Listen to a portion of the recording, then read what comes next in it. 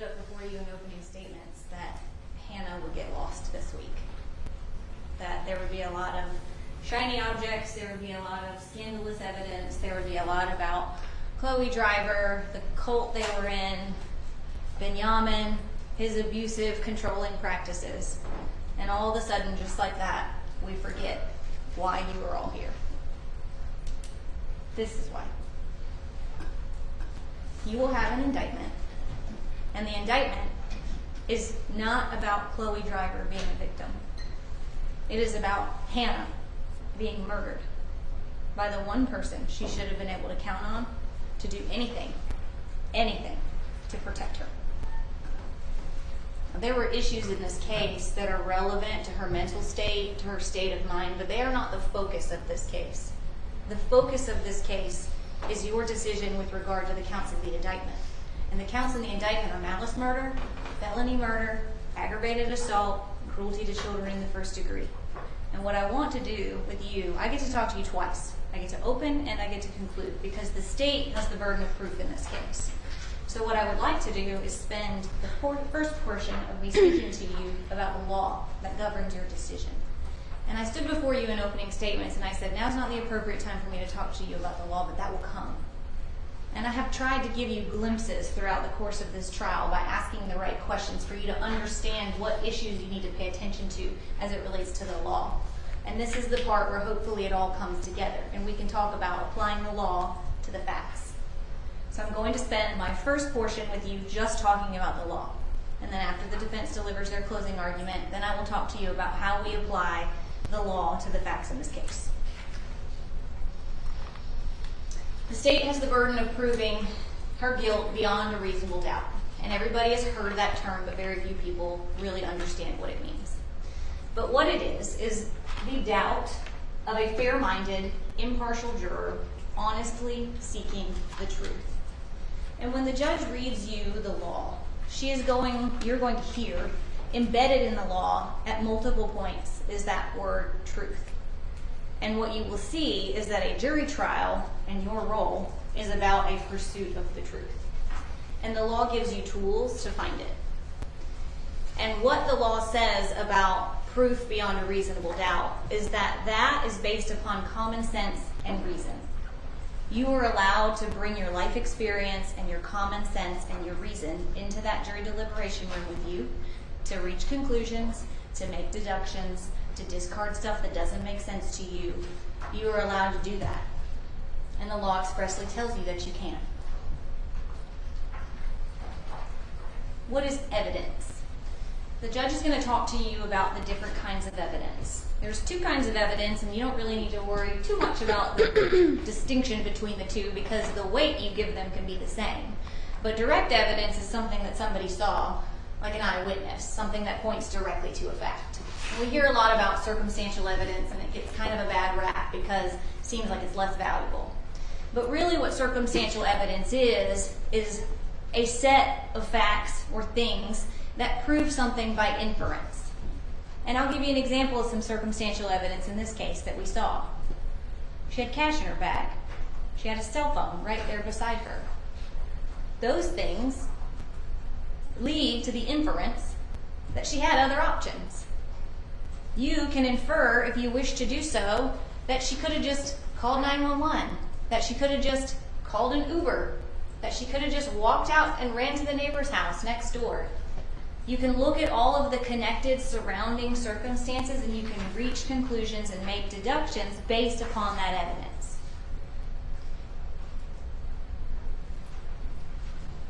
You determine the weight to give to the evidence, whether it is direct or circumstantial. That is solely your responsibility as jurors. Now, the judge is also going to tell you that your role is to assess the credibility of the witnesses. And you can consider a lot of things when you're determining the credibility of each witness. And this applies to the statements of the defendant as well, Chloe Driver. You can discard whatever it is you want about the statements she made to the expert, the statements she made in the hospital, and you can accept whatever it is you want. You and you alone are the determiners of the credibility of each statement in this case. And the law gives you tools to decide and assess things that you would normally do in your life just based upon common sense. You know, do these people have a reason to lie? Do they have a motive to lie? Do they have anything to gain from the outcome of this case? Things that you use in your everyday life to assess people's credibility, you can do in this case as well. And the judge is going to instruct you that this is the law, the nature of the facts about which they testify, their means and opportunity of knowing the facts about which they testify. And this is true for expert witnesses as well. And I think that that's an important distinction for you to understand, is that just because somebody comes in here and they're called an expert doesn't mean that you have to automatically accept their testimony or their statement or their conclusions. We saw this week that there were multiple experts, and they had varying degrees of thoroughness with regard to what they chose to focus on, with regard to what they assigned weight and significance to. And you can accept or reject any testimony of any expert that came before you this week, just the same as you can with any other witness. The person in this case who has the most to gain is Chloe Driver. And that is clear. We heard evidence from the experts about sort of the cautionary tale that is using the DSM-5 in a forensic setting, because the people in a forensic setting necessarily are facing criminal charges and necessarily have reason to kind of exaggerate their symptoms, because there are defenses under the law that only apply to them if certain things exist. So that's something that you can evaluate in deciding how much credibility and weight to give to the statements that Chloe Driver made after she had the opportunity to consult with a lawyer and after she understood what her options were for a defense. And I'm going to go through some of her statements in my second closing that she made before she consulted with a lawyer, before she knew the law on insanity. The truest version of her statements about her motivations and why she did what she did was in that hospital when she was writing. It was closest in time to when she committed the act. What you're going to have to determine is what was her mental state at the time she committed the act. So those statements are valuable both in they are the closest in time as you will ever see to her committing the act, and it was prior to her understanding what her options were to get out of the situation she put herself in. So I ask you to assess that in determining which of her versions of statements to assign the most credibility to. Venue. The judge is going to tell you venue is a jurisdictional fact, and every crime has to be prosecuted in the county in which it occurred. And the reason I think this is important to talk to you about in this particular case is because the only crimes committed in Cherokee County were by Chloe Driver. And what I want you to know is that there has been a lot of collateral information put before you about what happened in Asheville, what happened in other places, people that Benjamin has abused elsewhere, crimes committed by third parties. You, me, the judge, nobody in this courtroom has any power or authority to do anything that happened about anything that happened outside of Cherokee County. And so I ask you to focus on what your role is as a juror in this case. And the only crime that happened in Cherokee County was the murder of Hannah Nicole Driver. And I ask you to focus, because that is your role and your duty and the oath that you have taken to determine what the law and evidence is regarding the commission of that crime. Whether somebody else has committed other terrible crimes in another jurisdiction is not a question that you are going to be asked today. And it is not a question that you have taken an oath to resolve. So you have to focus your attention in on Hannah, the law as it relates to Hannah, and the evidence as it relates to Hannah. The charges in this indictment are laid out: malice murder, felony murder based on the underlying crime of aggravated assault, felony murder based upon the underlying crime of cruelty to children in the first degree, and then the offenses of aggravated assault and cruelty to children in the first degree. You'll have the indictment back with you, so you'll be able to look at the charging document, count 1, count 2, count 3, count 4, count 5. But I want to walk through a little bit about what the state has to prove to establish each of those crimes. The first is malice murder. In order to establish and prove malice murder, the state must show that she caused the death of another human being unlawfully and with malice aforethought. And obviously, I told you in the beginning, there's a lot of words in the English language that people know and use, and then the law assigns them maybe a different meaning. So, we say crazy, we say insane, we say mentally ill, and there are definitions to those things and what they mean under the law. There's also a definition about what malice means. So malice does not mean ill will or hatred. And I think that's important because the defense has spent the week talking about how Chloe loved her child. Nobody has to establish that she didn't love her child. The element of the criminal offense is what her intention was in committing the act. And the intention in committing the act of stabbing that child to death doesn't have to be based on ill will or hatred. It can just be the unlawful intent to kill another person without justification. And what malice can also be is when the circumstances show that the defendant did act with a deliberate intention to end someone's life. And we know she did. That she had malice and that she had every intention for Hannah to die. The next count in the indictment is felony murder. Felony murder is when a person causes the death of another by committing a felony. The distinction here is there doesn't have to be any intention to cause the death. There just has to be intention to commit the act. So if you intend to commit the act and it does cause the death, that is a felony murder as long as the underlying act is a felony. And so what we've charged in the indictment is there's one count of malice murder for maliciously and intentionally killing her. Then you have 2 counts of felony murder, and the felonies alleged in those 2 counts are aggravated assault and cruelty to children in the first degree. So if she commits a felony and that causes the death, that's felony murder. And I'll kind of walk you through the underlying felonies in this case as well. So one of the underlying felonies in the indictment that the felony murder count is predicated upon is cruelty to children in the first degree. Cruelty to children in the first degree is when an individual maliciously causes cruel and excessive physical or mental pain to a child under the age of 18 years. So obviously in this case, we know Hannah suffered cruel and excessive pain. We know that. We saw it.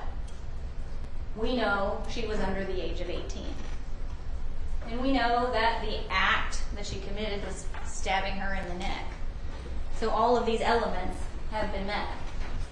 With regard to malice used in this, the judge will define it for you, what it means to maliciously cause a child cruel and excessive mental or physical pain. But again, it's not ill will or hatred. Malice just means an intent to cause the pain without justification or excuse. It means a willful doing of the act with a knowledge that the particular harm may result. She committed the act and she had a knowledge that her death, that her cruel and excessive pain would likely result. That is what the definition of malice is in the context of cruelty to children in the first degree. Aggravated assault. In this case, it alleges that she committed the offense of aggravated assault with a knife. Aggravated assault is when an assault is committed against another person with an offensive weapon. The judge will tell you that an offensive weapon can be a number of things. In this case, obviously, we've alleged it's a knife, but it's any object that is likely to or does cause death or serious injury to another. And we saw the knife, we know that she used it, and we know that it did result in Hannah's death. The legal elements of each of these offenses and the evidence that came before you is very, very clear. And I understand that the bulk of this case as it relates to the law that's going to get challenging for you guys is the defenses, the insanity defense, and some of the things that sort of pertain to that. So I want to talk about that. Under the law, Chloe Driver is presumed sane. Every person is presumed to be of sound mind and discretion. We start from the proposition that she is sane, that she is criminally responsible for her actions, and that she has to suffer the consequences of her crimes just as any other citizen. That is the position you start from. You may infer that the acts of a person of sound mind and discretion are the product of that person's own will. When the judge will give you this law, she will tell you a person of sound mind and discretion intends the natural and probable consequences of their acts. I will talk to you a little bit more about applying this law to what we know about Chloe Driver and her decisions and the actions that she committed, but it was very, very clear that she understood she was murdering Hannah. And she understood the permanency of that decision. She understands that she was taking away a life.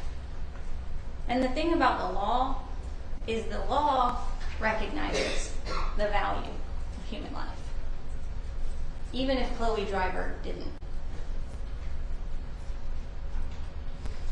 When we talk about the insanity defense, the state only has the burden of proving the things I just talked to you about. Proving the elements of murder, proving the elements of felony murder, proving the elements of cruelty to children in the first degree, aggravated assault. We have to prove those elements that are contained in the indictment. The defense has the burden of proving her criminal insanity to the extent that she is not criminally responsible. That is not our burden. So that is a difference in the law that is not typical, because usually the state has the burden of proving everything beyond a reasonable doubt. But in this case, because the law presumes she's sane, they have the burden of proving her insanity. You probably noticed in our presentation of evidence, in the state's case, we really just focused on the murder. And in the defense's case, they focused really on the insanity, because that is their burden to raise. It is our burden to focus on the counts and the charges in the indictment before you. You're going to have 4 options on your verdict form. And I think this is important for you to know. It's going to say guilty, not guilty by reason of insanity, or guilty but mentally ill. And I will talk to you a little bit more about what each of these mean as we kind of get into the weeds of it. But this will not be as simple of a verdict form as guilty or not guilty. There are other options. But what I want you to understand is, once all this evidence comes before you and once I really explain to you what the law is, you will really be left with 2 options. Guilty or guilty but mentally ill. Based upon the evidence that has come before you, you will not be able to find her not guilty of committing the act. She has admitted that she murdered Hannah. Not guilty is really not an option, based upon her own admissions about the act. And I want to talk to you about the law of insanity and what they must prove and all the reasons why it cannot and has not been proven and will not, the evidence will not show that the law of insanity applies to her. And we'll talk about that more in my second close. But what I want you to understand is that you still are going to be making decisions. Even if you choose guilt, you will have to make decisions with regard to guilt or guilty but mentally ill. So, when we talk about the insanity defense, I'm eager to get to my second close so we can talk about the evidence and apply this to the evidence, but bear with me here so I can just explain to you the law before we kind of do that equation and put it all together. There are 2 ways of proving insanity under Georgia law. The inability to distinguish between right from wrong and delusional compulsion. And I want to talk to you about each of those. The inability to distinguish between right and wrong. What the law says is the test is whether the insanity was such that it deprived the person of the mental capacity to distinguish between right and wrong in relation to the act. And the judge will tell you that the question that you have to ask with regard to did she have the capacity to distinguish between right and wrong is her mind so impaired that she is incapable of forming the intent to commit the act, or to understand that a certain consequence would likely result from the act. And when we really get into the weeds and we look at it, it is going to be very, very clear based on her statements to the doctors, her actions, her statements on scene, her statements to the detective, her statements to her mother and Benjamin right after she committed the act. She always knew the wrongfulness of the act. She always knew the consequence of the act. That was never lost on her. She never, ever demonstrated any inability to distinguish between right and wrong. She just chose the wrong. And she understood the result and the consequence of that decision. Delusional compulsion is a little bit trickier, and so I want to walk you through it step by step. You have to have all of these things in order to be found not guilty by reason of insanity based on delusional compulsion. And you will see when I go through this, you'll start to kind of put the pieces together about why we questioned all the experts in the manner that we did. Why are they asking everybody if she was afraid of Hannah? Why are they asking everybody if she ever thought Hannah was a threat to them? Because that's the law. And I want to walk you through it piece by piece. In order to show that she is not guilty by reason of insanity based upon her suffering from a delusional compulsion, what they have to prove is that the defendant was actually laboring under a delusion at the time of the commission of the alleged act. That when she stabbed Hannah to death, she was actively laboring under the compulsion of a delusion. That the criminal act itself, her act of killing Hannah, was connected to that particular delusion. You saw me up here ask the expert, I said, tell me the particular delusion. Because what got lost is we just talk about in her life she's had delusions. That's not the question. And we tried very hard to sort of narrow the scope. I want to know when she was in that room what she was suffering from. I want to know her state of mind at that time. Because it is whether she was operating under the compulsion of a delusion at the moment she committed the act, at the time of the crime. There are tons of people in this world who have had delusions or are mentally ill and do not meet the legal definition of insanity. So we need to know, was she suffering from the compulsion of a delusion? What was that particular delusion, and was it connected with the act that she committed? And when we talk about that, it's like if she has a delusion about, there being 169,000 people in the world, what does it have to do with killing Hannah? Those two things are not connected.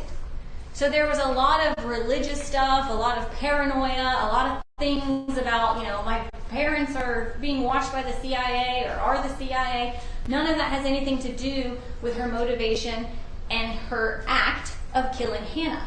And that is why in the questioning of all of these experts, I focused very clearly on what were her delusions that related to Hannah. What were her delusions that related to why she killed this baby? That were connected to the victim and connected to the act. Every other delusion, ignore it. It is meaningless under the law. The third prong that has to be present, and this is very important, the delusion has to be to a fact that, if true, would have justified the act committed by the accused. What does that mean? Justification under Georgia law is basically Georgia's self-defense laws. The delusion she was suffering under has to relate to the particular delusion, has to relate to the act she committed, and the delusion has to be as to a fact that if we assumed it was true, it would justify the act or permit her to act in self-defense. I'll give you an example of one that would. If she was in that room with Hannah and she believed that Hannah morphed into a demon right in front of her and was about to kill her, and she picked up the knife and stabbed Hannah in self-defense, that would be a delusion, if true, that would justify the act.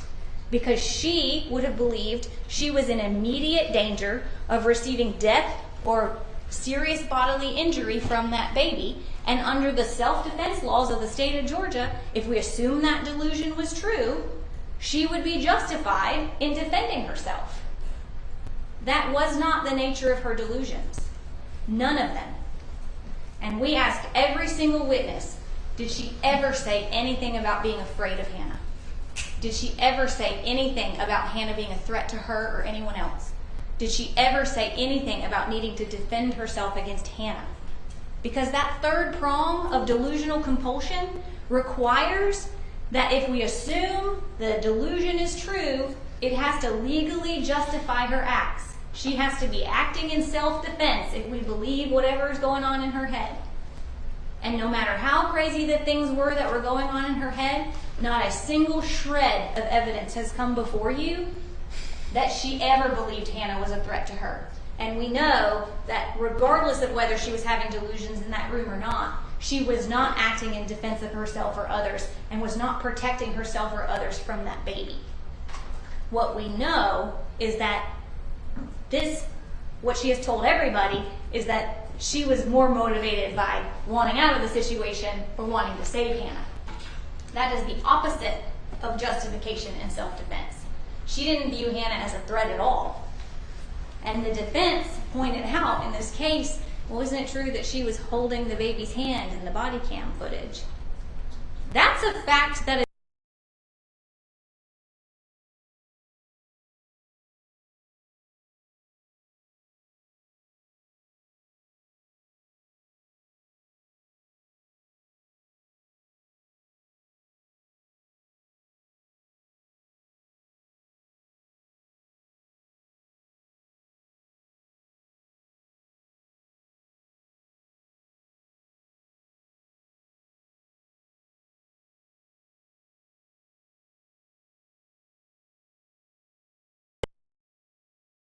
helpful to the state because it clearly demonstrates she's not threatened by this baby.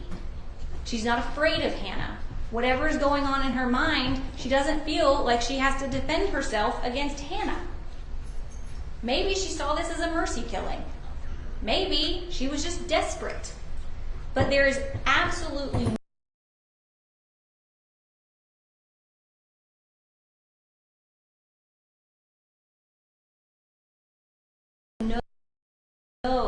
no evidence that this was an act of justification, self-defense, based on what delusion was in her mind.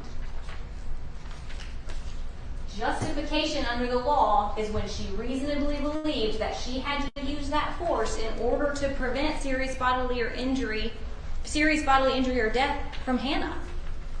Or whether she believed that she had to prevent the commission of a forcible felony by this baby. There's no evidence of that. None. She does not meet the definition of criminal insanity based upon delusional compulsion. Because if she was suffering under delusions when she was in that room, the only delusions related to needing to save Hannah, not to Hannah being a threat that would justify her actions under the law. Delusional compulsion does not apply in this case. The judge is going to tell you that your verdict should be a true verdict. It's one more place in the law where the word true comes in. And a trial is about the pursuit of the truth. It is according to the laws and the evidence as you find it to be. But the judge is going to expressly tell you that you are not to show favor or sympathy to any party. The judge is going to expressly tell you you cannot base your verdict on sympathy. And I think it is important to highlight that you have to look at the facts and the evidence and the law objectively, because there are things about Miss Driver that are pretty sympathetic. There are things about the situation that she got herself into that are kind of terrible. But the law does not allow you to make decisions about the outcome of this case because you feel sorry for anyone. The law does not allow you to base your verdict on sympathy. So what I ask of you in that regard is when you go back to the jury room, think, do I feel sorry for her for any particular thing? Take your moment, feel sorry for her, and then set that aside. And instead base your decisions on the objective facts and the law, because you have taken an oath and you have a duty to follow the law. And the law expressly tells you you cannot make your decision based on that. Because every victim of crime deserves that treatment. Hannah deserves that. She deserves the objective and fair application of the law and the objective and fair assessment of the facts. That is the law that governs your decision. Obviously, there's going to be a lot more law, but I tried to highlight the things that I think point most directly to the issues before you. After the defense has their opportunity to close, I'm going to come back before you and I'm going to help you apply that law to the evidence that we heard in